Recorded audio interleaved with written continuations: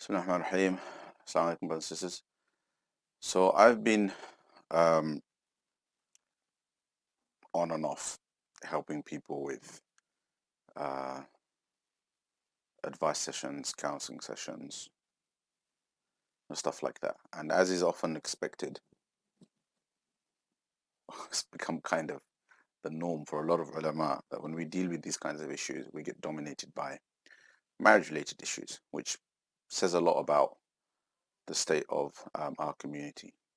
So as I deal with these things, some things kind of get triggered in my mind, and I feel that perhaps these things need to be raised more widely because I suddenly realized that there's something that's, you know, that people aren't very aware of, that they should be more aware of.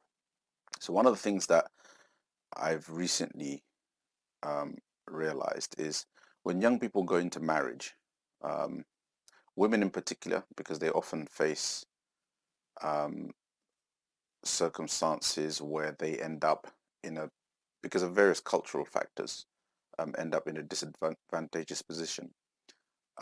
Their lack of knowledge of some of the, I wouldn't say complex, but some of the broader rulings, less well-known rulings about marriage, causes problems. And one of the things about marriage, right, is that, you know, we all know about marriage because we look upon marriage as a positive thing. But part of knowing about marriage is also knowing about divorce and about how to handle conflict and so on. And I noticed that people's lack of, or in their desire to look upon marriage positively, they don't they don't they don't take the time to learn about divorce, and as a result end up being messed around significantly. So I'm going to share a few videos on this, inshallah.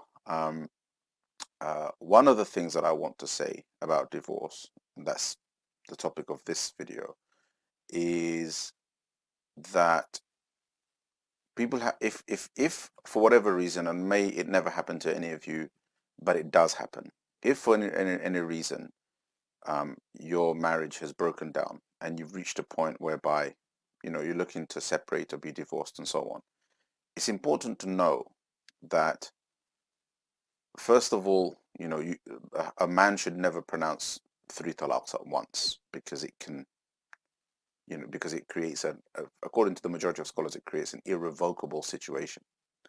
But conversely, on the opposite end of the spectrum, you have to recognize that one talaq, a single talaq, is a talaq raj'i, meaning it's a revocable talaq.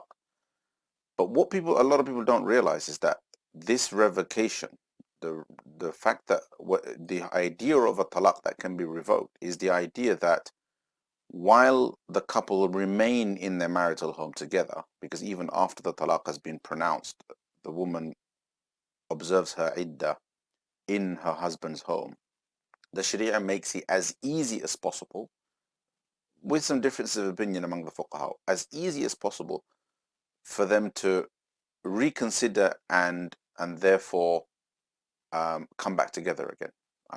And the talaq therefore gets revoked. In the Hanafi school, which a lot of people follow, this revocation can be verbal. So if the husband says, "I take you back," or "I take back my talaq," then that counts as a revocation, right? That's it. Khalas, that talaq that he gave before is finished and it's over. It's as if it never happened. He has two talaqs left, but it's as if it's never happened, and the marriage is sound again. That means if the couple now proceed to break up, then the divorce has to be pronounced again.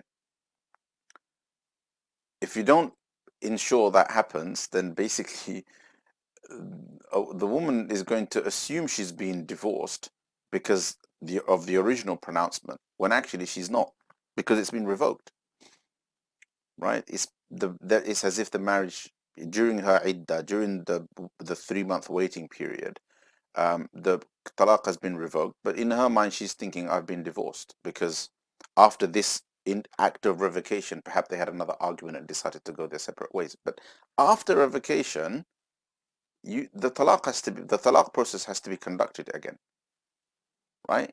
Why? Because the Sharia wants to make it easy for the couple to get back together again, right? If you want to avoid that, if for example there is a firm decision to go your separate ways, then you don't do a revocable talaq raj'i, but you do something called a talaq ba'in, right? An irrevocable talaq, but not irrevocable in the sense of three talaqs at once.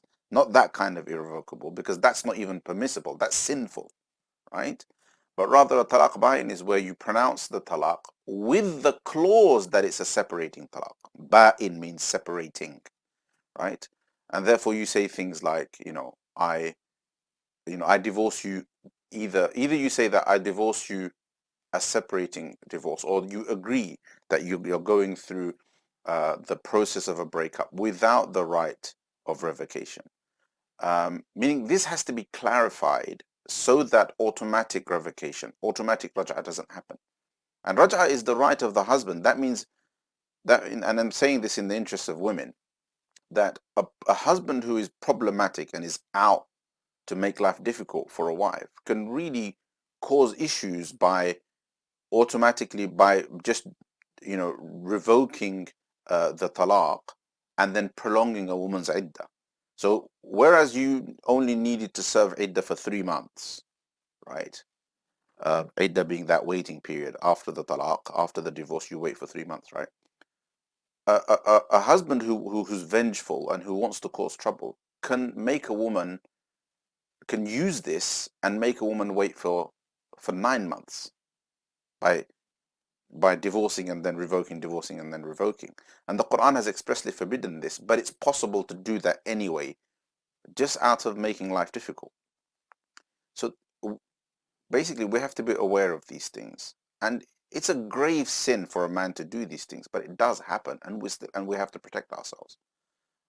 So some of these things also have to become public knowledge. Anyway, so that's one thing I wanted to discuss, right? So remember, talaq ba'in, if you want it done and dusted, and if you don't, and you're happy with a revocable talaq, then, and it is revoked, then in order to proceed with the breakup, there has to be talaq again, right? Because once it's revoked, as in once the talaq is taken back, and remember, it can be taken back by action, i.e., for example, in the Hanafi madhab, if you passionately kiss, i.e., if you lustfully touch or kiss, it's revoked automatically. I should have mentioned that before, but remember that.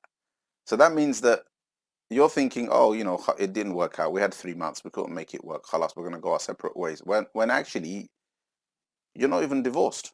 The divorce hasn't happened. Please keep this in mind. If you want to block that, then there's not a problem in the Sharia. The Sharia has mechanisms in place for you to block that, and the way to do that is to initiate a talaq ba'in, or go through the process of khula, etc., which is another conversation. Anyway, more to come, inshallah ta'ala. I'll put this one out there for now. These are serious issues, and it really grieves me to see sisters in particular going through serious difficulty and pain, sometimes because of just abuse, just a different form of abuse on the part of husbands, and sometimes just because they don't know. Okay. Anyway, I hope you find that useful. Jazakumullah khairan. Assalamu alaikum.